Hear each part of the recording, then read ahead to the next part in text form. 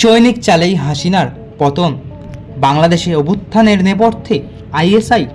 বিস্তারিত জানাবো তার আগে বলে রাখি, আপনি যদি আমাদের চ্যানেলে নতুন হয়ে থাকেন তাহলে অবশ্যই চ্যানেলটি সাবস্ক্রাইব করবেন এবং আমাদের ভিডিও যদি আপনি ফেসবুক পেজ থেকে দেখে থাকেন তাহলে অবশ্যই পেজটি ফলো করে দিয়ে যাবেন। আসুন জেনে নেওয়া যাক বিস্তারিত। কোটা বাতিলের দাবিতে যে আন্দোলন শুরু হয়েছিল, হঠাৎ তা মোড় ঘুরে পতন ঘটালো বাংলাদেশের সরকারের।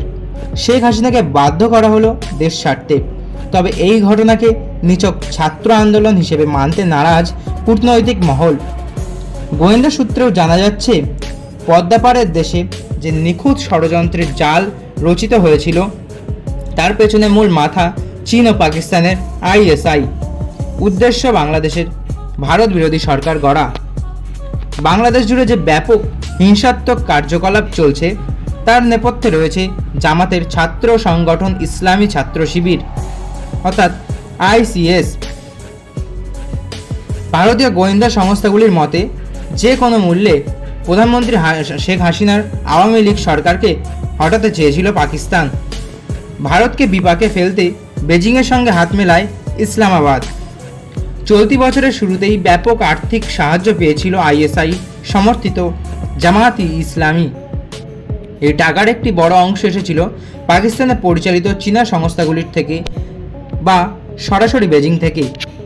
কেন হাসিনাকে গদিচ্যুত করতে চেয়েছিল চীন? চীনের সঙ্গে বরাবরই সুসম্পর্ক বজায় রেখেছিলেন শেখ হাসিনা। চীনের বিনিয়োগেই তৈরি হয় পদ্মা সেতু। বাংলাদেশে পরিকাঠামো নির্মাণে একাধিক প্রকল্পে কাজ করছে চীনা সংস্থাগুলি। কিন্তু কূটনীতির নিয়ম মেনে প্রতিবেশী তথা বন্ধু ভারতকে বরাবর অগ্রাধিকার দিয়েছেন মুজিব কন্যা শেখ হাসিনা। বেজিংয়ের চাপ থাকলেও ভারত বিরোধী শক্তিগুলিকে প্রশ্রয় দেননি তিনি। তাই ড্রাগনের রসে পড়ে আওয়ামী লীগ সরকার। বেজিং চাইছে ঢাকায় ভারত বিরোধী পুতুল সরকার বসিয়ে নিজেদের উদ্দেশ্য সাধন করা। সেই লক্ষ্যে জামাতকে হাতিয়ার করে মাঠে নামে দুই দেশ। বাংলাদেশ সংলগ্ন ভারতে জিহাদি প্রচার সহ ভারত বিরোধী কার্যকলাপের জেরে ভারতীয় গোয়েন্দা সংস্থাগুলির নজরদারিতে ছিল ইসলামী ছাত্র সংগঠন। তখনই প্রকাশ্যে আসে যে প্রতিবেশী দেশে বড়সড় ষড়যন্ত্রের জাল রচিত হচ্ছে। তো বন্ধুরা, এই ছিল আজকের ভিডিও। আশা করি ভালো লেগেছে। ভালো লাগলে অবশ্যই একটি লাইক করবেন এবং পাকিস্তান এবং বাংলাদেশ সম্পর্কে আপনার কী মতামত তা কমেন্ট বক্সে অবশ্যই জানিয়ে যাবেন। ধন্যবাদ।